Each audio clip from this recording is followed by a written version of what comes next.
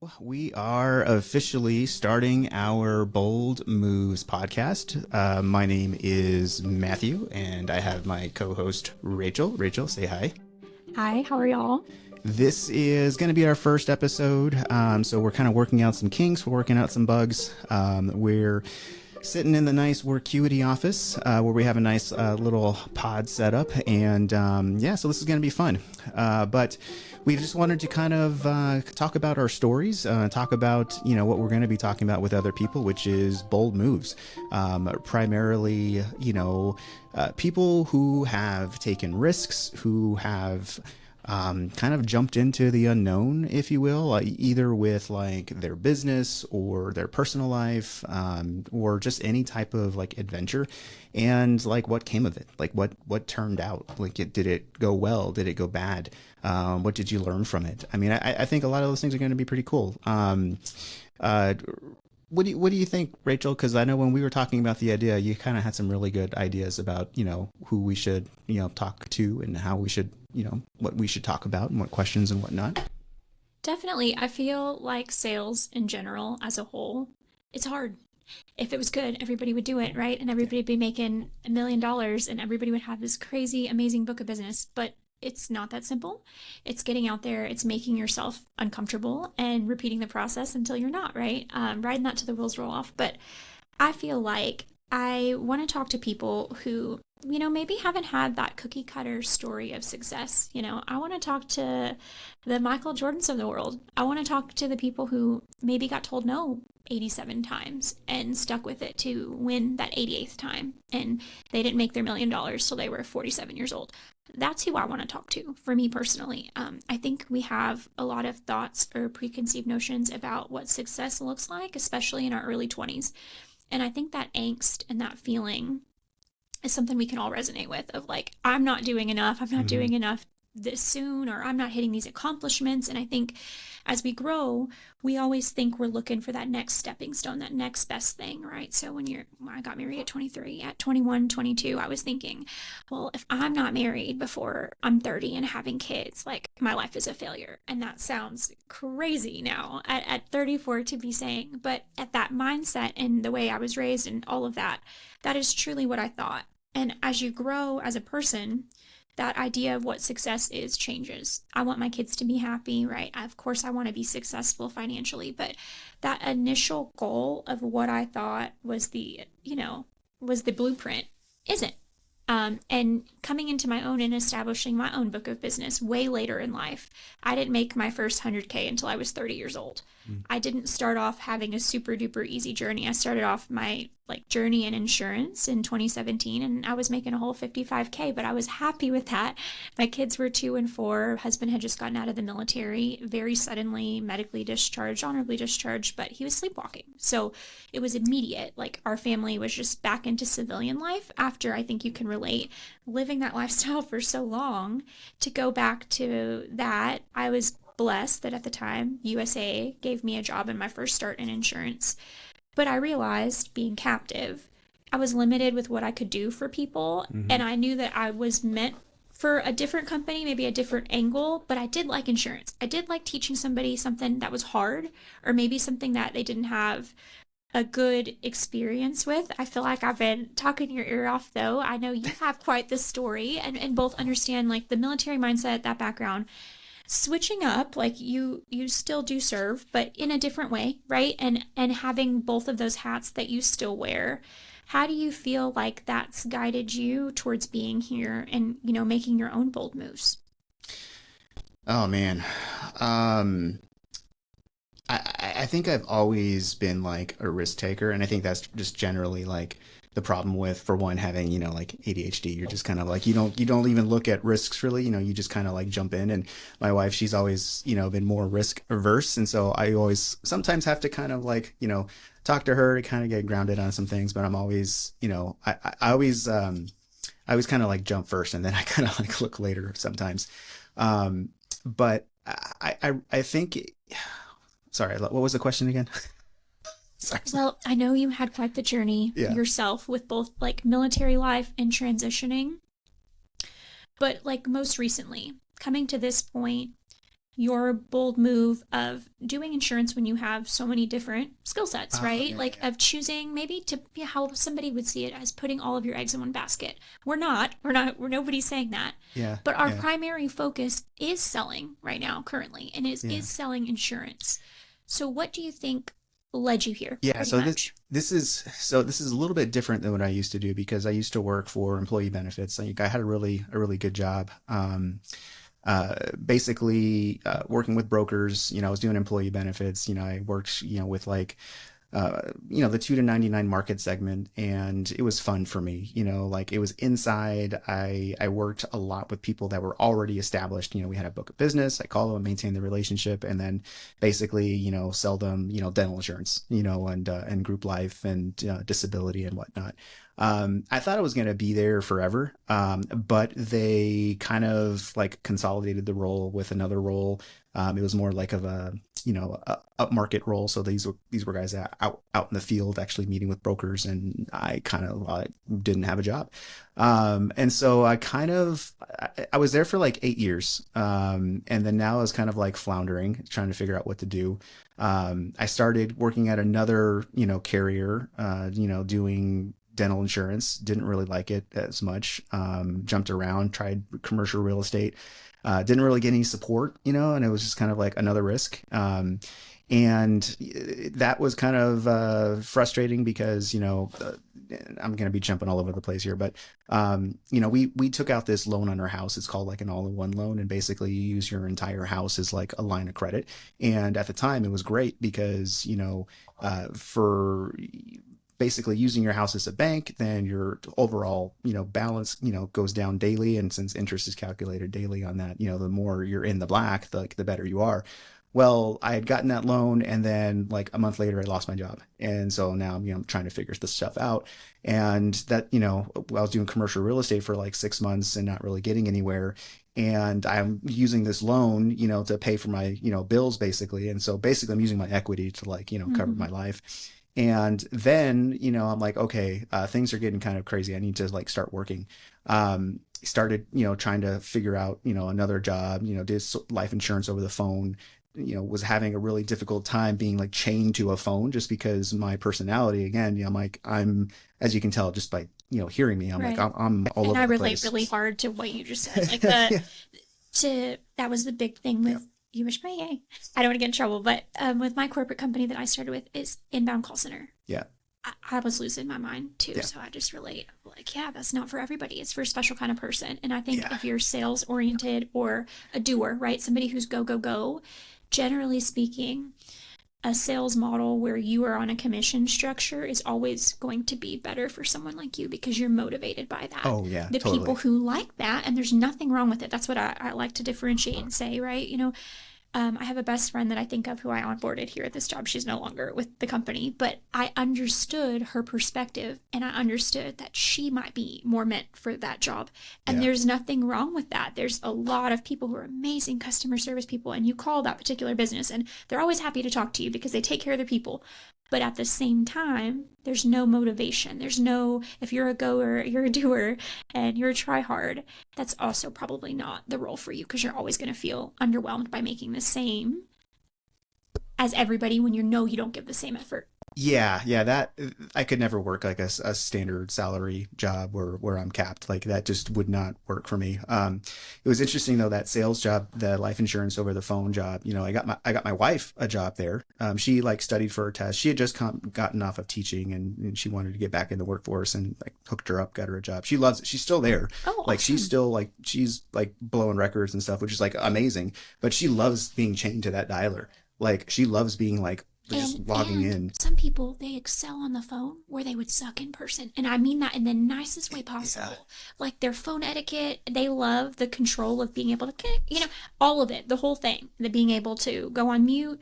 I personally, as ironic as it is, I don't like to talk on the phone socially. Like people give me a hard time about it. Hmm. I'm a texter because I can be a stenographer. I can Hmm. write 100 words a minute. If you can type like that and Yeah. you move that way, it's so much more efficient communication. No, I know what I said. This is right here what I said. Hmm. There's no confusion of what I said. I would rather send an audio message than pick up the phone, as crazy as that Oh, sounds. interesting. Yeah. But No, it's because I've been on the phones like my whole life pretty much. So like yeah. socially, I feel like I'm completely different than work me, if that makes sense. So I feel like it could be a little from column A, a little from column B. Yeah. Dichotomy of a woman, right? Yeah. She excels being on the phone. And maybe she likes being on the phone in general. I think she does. Like just like having conversations with her, she really enjoys like that conversation and Whereas I would argue you and I both like conversations in person better. yeah. It's fun. Yeah. Well, see, and there's the thing. I have a hard time with like names, but faces, like I instantly like will recall. And it's just kind of like the way my brain works. Like I'm pretty sure yours is kind of similar too. But yeah. So anyway, left that job. I was like, okay, I got to find something else. This is where I actually found Comparion. So I Oh, looked out and I was like, oh, interesting. I I was originally back in the day gonna like start a franchise. Like I was gonna start like a oh, I think an we insurance had talked franchise. about that. I think Hmm. vaguely I do remember you saying something like that because I Yeah. also thought of the same mindset of Yeah. like, okay, well, that's not the craziest thing I've ever heard. Yeah. Buy your own location. You're your own boss. You get to choose Yeah. who's working under you. So for a lot of regards, I understood that route too. Just the initial giddy up, the initial capital, Hmm. off put me personally. Is that kind of what wifey felt like, Yeah. or Well, no, so it was interesting because we were actually going to do it. We were going to like go all oh, in. okay, And there was okay. two companies. One was called, well, I won't say the name, but one of them they were wanting like a $60,000 buy-in, which was like huge. And we were kind of like and we were seriously considering it. We're like we thought it could, might work. And then there was the other one I can't say because it's they're I think they're a great company, but Goosehead was another franchise that we were Uh-huh. going to be looking at. And I have um family who works here. No hate on yeah, Goosehead. no, They're our competition, though. I know, right? They know it. We know Um, it. but there at the time, their buy-in was like 25,000, Hmm. and I did all kinds of like research. I flew out there to Okay, like that meet with seems them. like low. It That's is, it. it Because that was is. before, right? Yeah, Now, what yeah. is it now? Uh, I don't know what it is now. Me I neither, but I think feel like, I've heard different things. Different markets they have different gotcha. buy-ins because I think even in Texas, like I think it was about 50 or sixty I was thousand. going to say 50 in my Yeah, head is what sounded right for San Antonio, but that would have been the only market that it was like top of mind. yeah. He's out of Houston. My cousin works for them. So, Oh, oh interesting. yeah, our family's going to be like house divided Yeah. between who they There's gonna be some pick. competition. Yeah, Mhm. that's funny. But yeah, no, in the Phoenix market, it was 25,000. And ultimately, I didn't do it. And part of it was because again we're talking about risks, but I didn't take the risk. I chose not to. And really, it was because I didn't. I knew nothing about personal lines insurance. I knew about employee benefits. I knew about life insurance. But if you talk to me about like, home and auto, which is like the bread and butter, the primary, I have no clue. And I just felt like, okay, I need to learn something. I need to learn about this before I jump all in. And so I was looking at like Farmers or State Farm or something like that to like go and like actually just be an employee or, not an employee, but maybe do a franchise, not a franchise, the opportunity Oh, there yeah. and just kind of learn from them. But I didn't like that captive piece of it. But I like the independent side of it. But this brings me to Comparion, where when I talked to Justin, he was basically explaining the model, and it's a hybrid model. Yeah. It's like the best of like all of the captive, world, and then the best of like I the think I independent world. described it like, yes, Oh the yeah, best of both worlds in my exactly. hiring interview too, from that mindset. But you also have a similar mindset of you've been in that captive role before. You've also been in a role where you had a commission structure of sorts, right? There was motive for your efforts. And then this is that true in between. Yeah, But yeah, no, yeah. that makes sense. That Yeah, makes no. more sense. When he explained it to me, even like down to the compensation, and I understand like there's give and take on compensation, but even for being a hybrid model, the compensation like model is really good. It is. Like I was really surprised, and I was surprised that there's even like the renewal aspect to it, which was huge for me because that was one of the things I wanted to do. I wanted to build up like my renewal income, so in 20 years I can retire or even not retire, but not feeling stressed out about the grind to constantly like day That's in day something that out. I care a lot about too. I know we have coworkers that I admire the hell out of that have put in a good 25, 30 years, but I'll be completely honest. I also want to be retiring at Yeah, 55, 60. I want to be playing a lot of golf. I'm going to be putting in all the effort dude. now in my 30s to be able to live that life. I sometimes wonder if I'm actually going to retire at all because I say I that mean, I now. say that retire, Yeah, you know what I yeah. mean? I, But dude, those pennies are nice. yeah, I know, but I cannot, I don't know, maybe my mindset will be different, in 20, 30 years, but I cannot like just sit still even when I'm at Okay, home. but riddle But me this. 20 years, you'll be yeah, a pawpaw, you'll be a grandpa. that's true. Life changes and it's not about That's a us good point. anymore. That's a good point. So I think our immediate goal is still the same. Yeah. Next 20 years, we're riding it till the wheels roll off. That's the expectation, right? That is the Yeah. blueprint of like, if we put in this much effort, we're doing the work, right? We're here, we're Yeah. talking to you, we're getting to know you on a personal level, we're opening up our lives, and we're saying, this is what we've been through. My dad passed away from COVID. So that was my big why of like, Yeah. I had the experience I never thought I would at 30 years old of seeing a check that big, seeing my mom get a check that big, and it was 751,000. I don't know where the 1,000 came from. I still question in my head as an insurance agent, but you wonder, right? But over 700K my mom was getting. So for the 3 years after my dad died, my dad made about 200K a year. She had paid off the house, was able to sell our family home. She was hearing my dad in our home, like, that kind of psychosis when you're with somebody for 31 years, you think you still hear them. My mom needed a fresh start. Everybody, when they're going through grief, is going to operate differently. Some people want to stay in the home, some people don't, right? That's a cost right there in and of itself, but that's the one cost people think of. I feel like I use, and I'm going to continue to use my story as a testament too. My dad did think about those next 2 or 3 years. He knew my mom would be absolutely beside herself and was not going to be able to go to work like normal. He knew she was going to need lots of breaks. He knew she was going to probably take a year off, and she did. And she had the time to do those things through her grief because he afforded her that opportunity with the right amount of life insurance. And the reality is, I think we think of life insurance as just those end of life benefits, right? Yeah. Of our headstone, of actually burying us, of cremating us. We don't think about our person having to go live on without our income immediately. And that's reality, and owing a bunch of bills. We all had student loans, my dad, my mom, myself, and my brother, that were partially in my dad's name. All of that kind of debt that doesn't always absorb or go with you when you die, right? Credit card debt.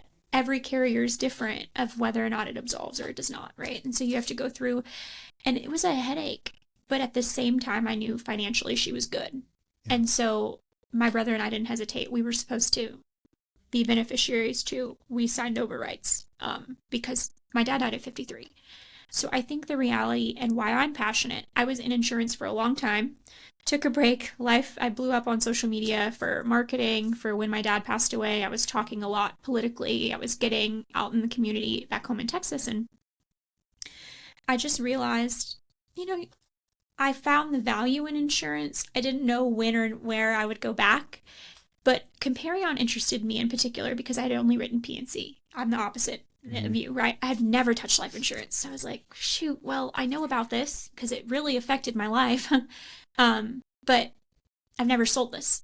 So that was my interest of particularly our company, that I could truly do both, and Yeah. how well life insurance also compensated. I was like, wow, so like it's going to be a win-win. Like I'm going to win and I'm going to help other people win. Some other daughter is going to get handed a check like that because I was a yapper, because I had the audacity to ask her dad why he didn't have his own life insurance policy. Yeah. And why he only had a work policy. Reality is we want to think that we are valued at our companies. And I've been one of those people, right? I mentioned I was at a Fortune 100 company, started my career. But reality is we can get our pink slip whenever, and we don't get a choice, and our benefits don't always go with us when we leave, right? Or if they do go with us, you're going to pay a premium rate. You're not going to be locked into that group rate that you were getting. Yeah. So now when you're getting your pink slip at 42 or 47, that's a terrible position to be in, because now you have all of these, I hate to say it, but premorbidities, you have all of these issues now that you didn't have 10 years ago. So I feel like also too, I want to speak to particularly people my age in their early to mid 30s, when we still have a clean bill of health for the most part. And we're in that perfect window where you can lock in a policy for the rest of your life and pay that rate. Imagine being able to lock in auto insurance for the rest of your life. Let me paint that picture, right? You only pay $200 a month right now. Do you think you're going to pay $200 a month 10 years from now? Because you'd be crazy to think that. If that's what you pay now,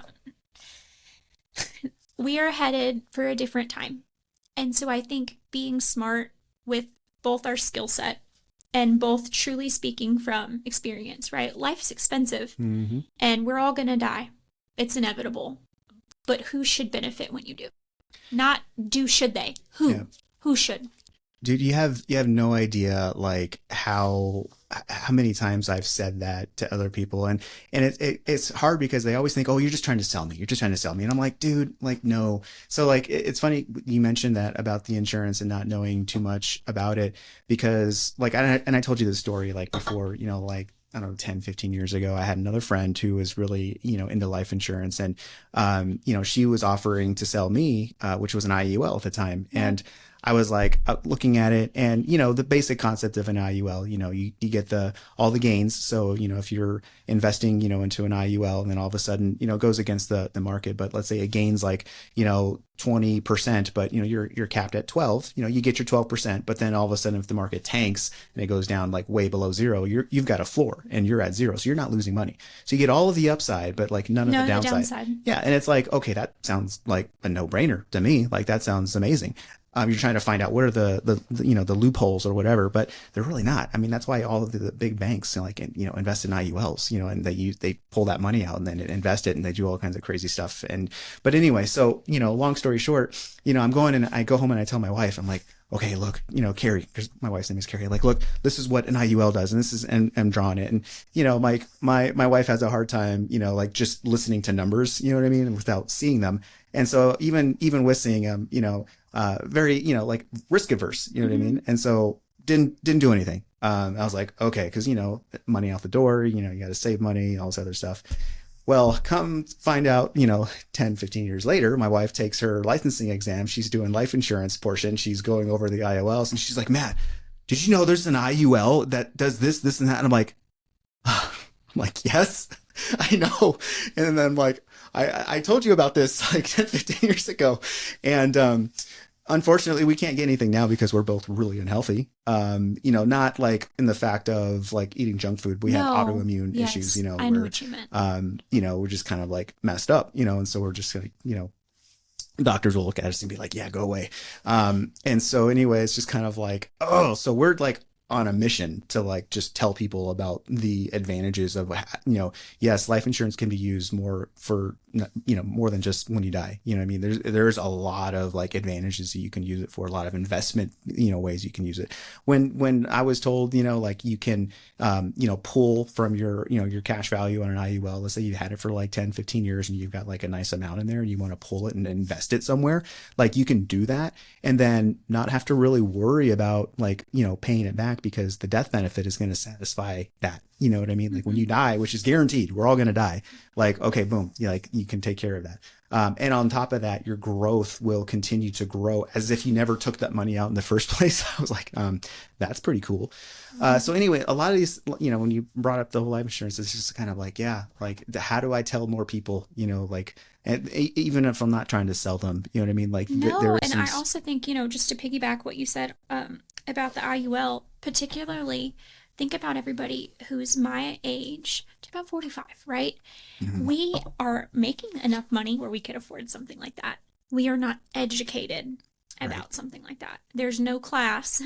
There's no life insurance class in college. I don't know about you, but I did not get one. I did not. And I wish there should be. If there, I just had an idea. Sorry. What? Go ahead. Okay, so this other company that I used to, I didn't really work for them. I went to a couple of things. It's called I don't want to say the name, but they did this thing where they would bring people to a dinner.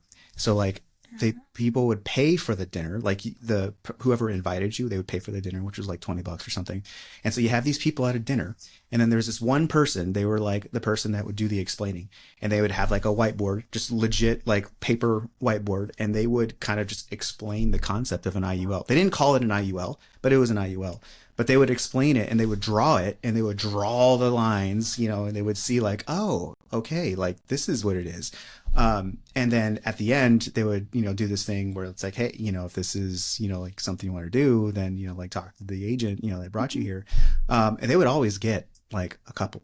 And I was just thinking like, now that, I'm trying to, we're trying to generate business and we're trying to like, get people out there to like know about that. What a great idea. Why didn't we think of that?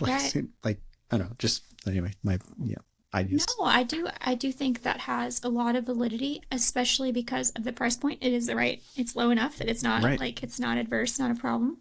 But also too, in general, everybody likes feeling important, right? So Yeah. inviting and choosing that person as your plus one, it leads the right path. It facilitates the right path, and they're Yeah. getting your one-on-one attention too. So if they have any secondary questions, you can explain that to them. So that's really cool. I love it. I love that for us. Um, in general, like when you look back at your trajectory in insurance, what would you have done differently? Would there be anything that you would have done differently in terms of maybe staying there 8 years? Would you have still stayed there 8 years? Would you have switched up to get a different type of experience? Or do you feel like that kind of led you to where you are now? Yeah, that's a really good question. Sorry. No, that's great. I think what I would have done differently is I would have gotten like some mental help sooner. And because okay, so like just I throwing it relate out really there, hard. Preach. yeah, Like I can relate really hard, but probably for yeah. my own reasons. So like I've okay, so I've grown up my entire life having issues where I'm constantly trying harder than everybody and not being like good enough or being like just for reason or another not being able to like move on certain things or actions, and just long story. And like I very recently found out, like within the past couple of years, I've got like some ADHD issues, like a touch of like possibly even like autism spectrum disorder. Like I'm if it, literally getting tested right yeah, now. They're like, yeah, yeah, no, it would probably be considered like because the spectrum is different now, but it would be probably more like Asperger's. You know what I mean? right, right, right. What do And they call it? AUD spectrum, right? some, Because that it could be like autism to ADHD and Asperger. Yeah, yeah, like a continuum, yeah, and it's that's real very life. yeah, it's like very high up on the spectrum. So Yes, and very high high functioning. high functioning and Me very too. low is like you can't talk and like stuff Of like that. course. But I didn't really understand this until Me we neither. started figuring out my son because my son has autism and we've gone through this whole thing and when it was first brought up I'm like, oh no way, he cannot have autism, like whatever. But then you start learning more about it, you're like, oh yeah, maybe he does have it, maybe I have it. And then I got tested and obviously sure enough like I do. And so I went through probably about a year of going through different types of therapies and medications to really kind of like dial stuff in to really figure it out. And when I really did dial it in, my mindset totally changed. And I look back at my time at my other insurance company, which like the longest time I was there. I didn't get along with certain people. There was like some arguments that I would have with certain people, like disagreements. Like I'm looking back, I'm like, man, I was the weird one. I was the one that had the problem. Like I had a manager there, and she was nice. She was the nicest lady. She was very cool. I had a disagreement with her. Like we had conflicts. And my wife, like when we were working from home, and she would get on the call with me, and my wife was like, why were you so mean to her? She's just trying to like talk, and I'm like, I don't know. And I thought she was being like, whoa, I can't believe she would do that. There was just so many things. And it's just like, man, I think that's what I would change because I probably would have had a much better outcome. And I probably would have maybe like promoted or gotten to a different position. Like, I think I probably would have still had a future there had I not had these problems that I was working through that I didn't know that I had. Right. And I kind of want to go back to some of these people and say, like, hey, I'm sorry I was such a jerk. Yeah, that's probably one of the biggest things. I think so many things were going wrong when I look back at my corporate career. So many things were going wrong in my marriage, particularly, and it bled out to other things, including work. And so socially, when you were saying that, I was like nodding my head, like and with shame and relating, not necessarily to lashing out on managers. They always scare me enough where like I do feel like I submit to that one person. It's other coworkers that have been more of the issue, dealing with other females. I'm going to say this carefully, but when you maybe are an alpha female, and it has nothing to do with sexuality, I do happen to be bisexual, but I'm just saying it has nothing to do with it, but everything to do with it at the same time. When they sniff out that you command leadership from men and women, only a very secure person can be with that. Only a very secure man can be with a woman who truly shines a lot and is still all about them, but can truly let her have her shine. An insecure person will always pull that person down. I shouldn't even just say woman, but will pull that person down to their level. And so I feel like in my career, I had that. Husband was being unfaithful at the time. We'll leave it vague, but it 100% affected my work life, affected everything for a while. And I wish I would have gotten mental help sooner, as you put it, with all of that, until my world kind of came crashing down and I was forced to. I had to at that point. So I do agree, and I do think, like, whether it's EAP services, I try to let everybody know. My mom's been a guidance counselor my entire life, so I try to let people know majority of corporate companies offer between 8 to 12 free therapy sessions, online therapy sessions. You can schedule them sometimes even during your work, depending on your company policy, because people need you here and we need you here. You need to be here and you deserve to be here. So I think that's a good message, because we've been there with that kind of feeling and that kind of angst and life being so much. And I do think when we talk about people and their pillars, right? One is always family, friends, kind of like form, occupation, right? Recreation. But when we think about everybody's pillars, when a pillar like work goes down, when your family's already down, generally speaking, people don't make it out of that mentally easy. It takes a lot of work. And sometimes that work is checking yourself in somewhere and doing the work of healing. So I just relate really hard to, we all have our own journeys. We all have different things that we have to deal with, right? And sometimes we have no idea. And I had no idea, right, that all the details about you. But at the time, too, coworkers had no idea what I was dealing with, or that my 14-month-old, all at the same time, was being diagnosed with a rare heart condition. So the amount of stress that you're under, you do tend to lash out at people. And who's closer to you than people you have to see every day, which is unfortunately coworkers. So I resonate with, I'm embarrassed of that time in my life, but also I have to look back on it, and I want you to look back on it and give yourself grace of, like, you were a human going through things. Because if you were to look at somebody, if you were to look at a complete stranger, if you were to see, let's say Matt, we'll use the other Matt as an example. If you were to see yourself in him, you would give him so much more grace than you would give little Matt. And that's just human nature. And I would give him, and I would give any of our female coworkers, I would give Yasi so much more grace than I give myself. So I think that, like, duality is important, right? We can have the accountability of maybe what we did wrong, or what we would have done better. And also, like, maybe just remember, like, we're still a human being and we're all going to make mistakes. And it's okay to fail forward and make that bold move anyway, after we still, quote unquote, make a mistake or don't say the right thing to the right person. You know, like, life's redeemable. We're all redeemable. Yeah, that's a good point. Man, I feel like you have much better questions than I do. I'm reading off your cheat sheet. Oh, They're your questions, dog. So I mean, to be honest, like, I asked AI to create for me some questions. So so no wonder you're like, oh, those are good. Well, what I did is I put together, there was 3 questions. I was like, oh, I kind of like, let me just think about how I can say that together. And that's what I did. Yeah, no, that's great, because, like, I was spending more time focusing on getting all of this set up, just because, you know, again, first podcast, and like getting all the technical stuff and up. everything. Yeah. So that's, I'll have to like read these more ahead of time.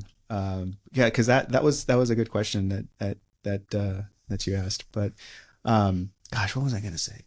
Yeah, no, I guess that just brings us ultimately down to, like, what we're trying to do here, which is basically, you know, awareness, and kind of like just, you know, build our brands, our business, our book, our networking, our connections, like, I guess just all around. Like, I would also add, while being real people, right? Yeah, because yes, we are prestigious, we are all of these things, but at the end of the day, I'm Rachel and he's Matt, and we're real people, right? We have our same crazy stories. You have crazy war lore. Oh my gosh. I have crazy lived like 8 different lives, going on 9th life kind of lore. And so I do feel like we bring a lot to the table in terms of life experience. And I feel like having that perspective and being able to talk to people about where they are, where they want to be, where they see themselves, right? Because if we could get this to a point where we are benefiting you too, like we're benefiting other people. That's the dream scenario. The dream scenario is that we get to have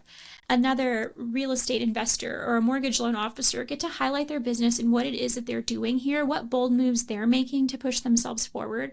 Yesterday, I made 12 cookie boxes and went and risked getting failed a lot, right? Mm-hmm. It worked out way better than I could have imagined, but I totally had that expectation of, okay, I'm gonna make these cookies. This could crash and burn, and this could be terrible. This could be a complete waste of my time.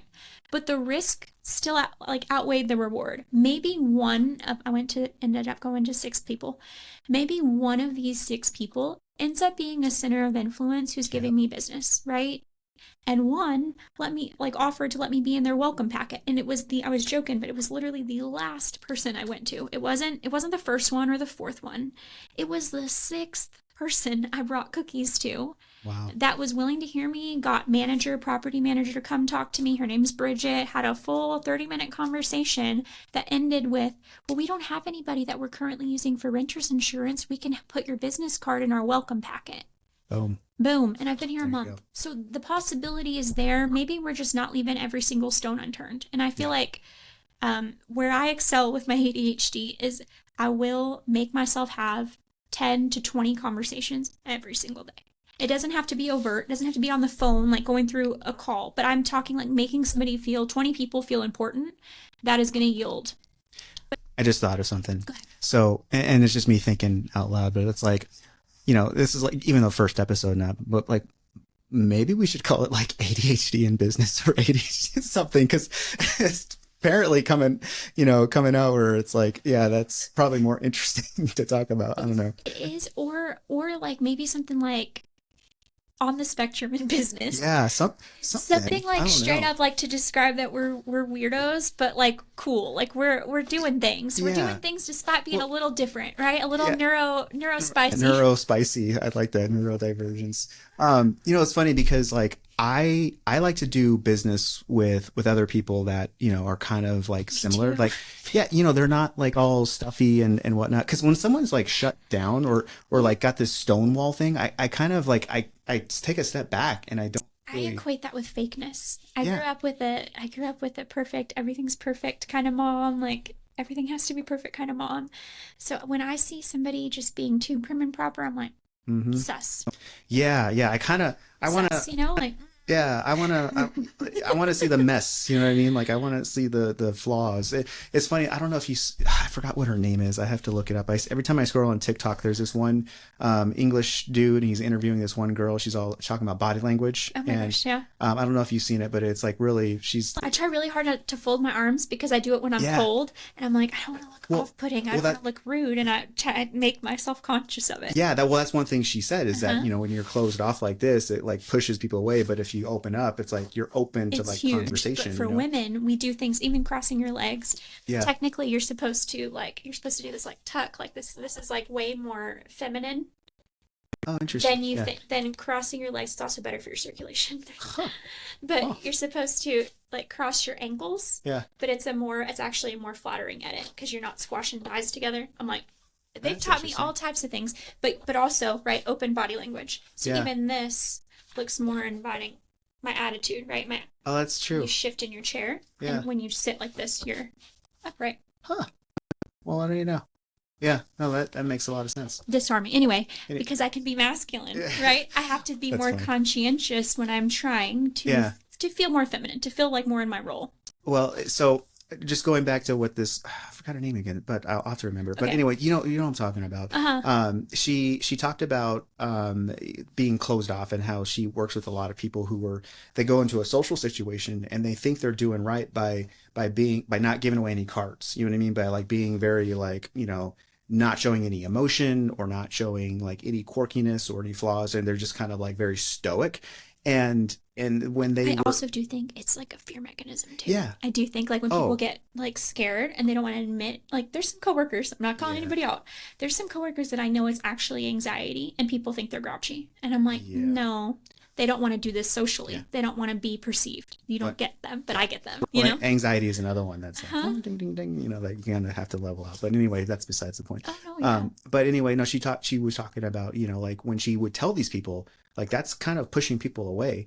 And when you start to like, be normal, you know what I mean? Like you start to be open up and not be so fake and like just kind of like, yeah, I've got flaws too, or I say wrong things too, or whatever. Like people relate more to that, and they're kind of like, oh, okay, you're just a normal person. That kind of like resonated with me too, because it's like when I go out and like for like BNI, I started doing BNI and stuff. And when I go out there and talk to people, I just go out and talk to people, and I don't even think about like what, they think about me, because most people are worried about themselves. You know what I mean? Like they think about 100%. themselves. I also And think so, BNI, it's such a reinforced thing with every single meeting of introing yourself, of practicing that elevator pitch. When you get good at that in sales, no matter what it is you're selling, you're taking yourself to a whole nother level. Because think about it, on the fly, I can speak 30 seconds. Hi, I'm Rachel with Comparion Insurance. I love selling auto, home, but my particular baby is life insurance. I am passionate about this because it truly has affected my life. And I go into my spiel, right? That's a completely different energy than, hi, I'm Rachel. Right? Of just knowing and having that confidence of like, I am who I say I am. I say what I mean. I do what I mean, right? And that energy of like, okay, you can respect that. And that's non-binary, right? You can respect that in any type of human. And so I think that's really cool. And that's one thing I've learned about BNI too. It creates a lot of healthy habits. A lot of repetitions. If you think about it, you're getting a rep for talking and public speaking every single week. Yeah, no, I love the structure of it, so especially since like, military person, just kind of like the rigidity, for me, that's like, oh, yeah, that's so awesome. Yes. No, I do like it too. So we are coming up, I think, about close to time, because we do got to go to a sales meeting. So I think like just kind of closing it out. I mean, I think we're looking for people we want to talk to about that share kind of similar experiences, right? I mean, like I think now even like we should probably, hey, you got a little neurodivergence going on? You want to like, share? I don't know. But I think the whole premise, like the brisk, bold moves, like type thing, like just it'd be fun to have some people to share a conversation with and promote them and their business. You know what I mean? That's ultimately what we want to do, is to help other people and kind of promote them. We want to shamelessly self-promote you. But no, seriously, if you think of it that way, right, it's a reciprocal relationship. We are not trying to ask you just to be annoying or just to, poke the bear. We are genuinely asking for you to come on so that we can give you a platform so that you can best sell yourself, and that you can talk about what it is that you're doing, what you're hoping for, what your ideal client is, and what bold moves you've taken to get there. Yeah. I think that sums it up perfectly. Yeah. All right. Very cool. Well, that is going to be it. I think in the future, we're going to have some cool music. But other than that, we'll get this posted and we'll go from there and sign it off. Sounds good. All right. Talk to you. Bye-bye.